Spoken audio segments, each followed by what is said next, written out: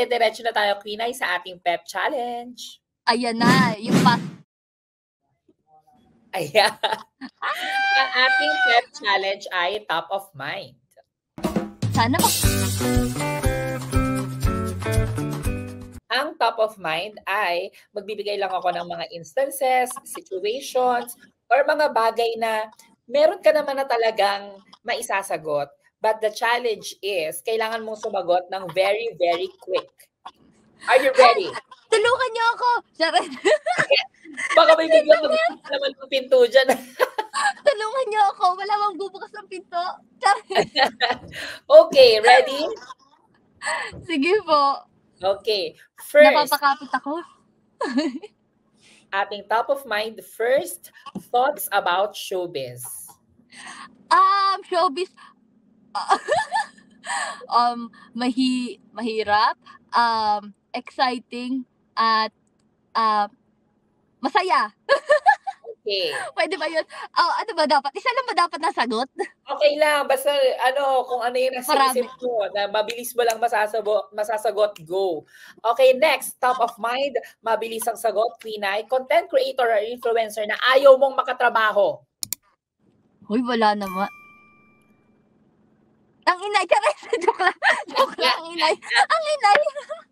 Joke lang po. Hindi baka magalit ang mga followers ng inay sa akin. Ako po kailangan din. Hindi, mahihayin ko kasi. Sagot mo ay wala. Wala. Ayoko. Gusto ko makaano ko lahat. Gusto mo makatrabaho? Lahat. Okay. Next. Toxic or toxic influencers. Ay, naku, di ko alam niya. Wala naman akong Hindi naman ako machismis. Next. Toxic chismis. Ito, next. Top of mind, your top 3 leading men. Leading men? Sabi ko na yan. Joshua Garcia, Enrique Hill, at Ken Chan.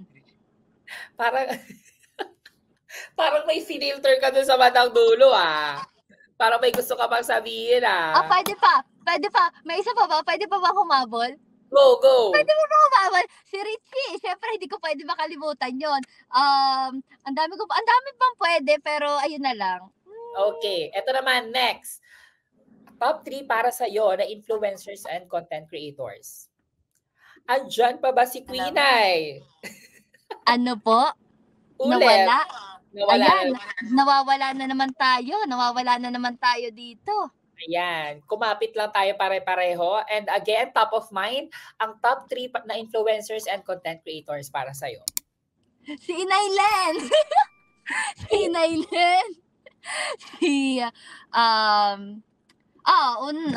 Si Kamangyan, nakikita ko din. Tapos sino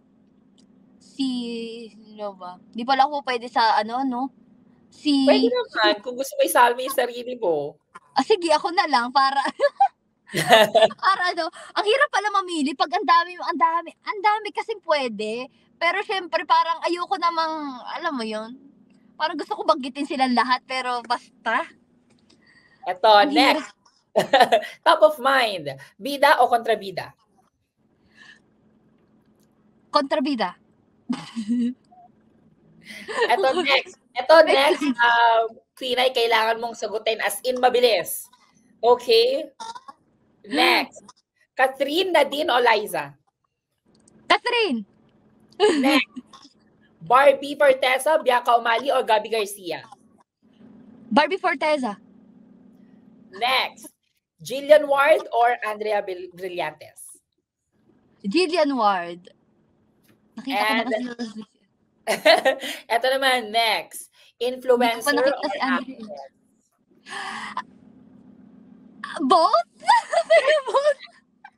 Diba?